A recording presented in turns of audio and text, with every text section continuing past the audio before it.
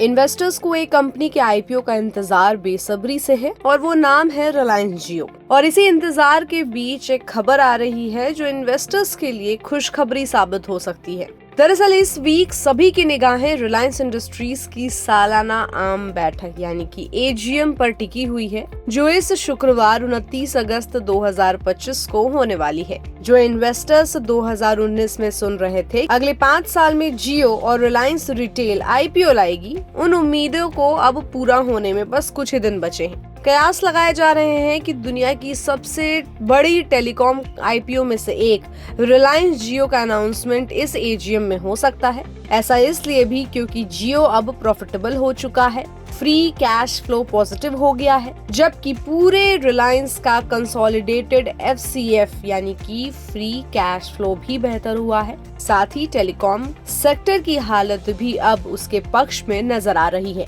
EBITDA भी बढ़ रही है और कैपिटल एक्सपेंडिचर घट रहा है। वहीं सेबी के नए प्रपोजल्स के तहत अगर किसी कंपनी का post IPO valuation 5 lakh crore रुपए से ऊपर है तो उसे पब्लिक ऑफर सिर्फ 2.5% ऑफर करनी होगी, 5% की बजाय। सिटी का वैल्यूएशन जियो को $120 बिलियन यानी लगभग 10 लाख करोड़ रुपए से ऊपर बताता है। तो ये रेगुलेटरी शिफ्ट आईपीओ को आसान और मार्केट फ्रेंडली बना सकता है। इसी तरह से बैंक ऑफ अमेरिका ने भी कहा कि इन्वेस्टर एक्सपेक्टेशंस इस बार मॉडेस्ट हैं, जिससे किसी भी सरप्राइज अनाउंसमेंट का असर और गहरा हो सकता है।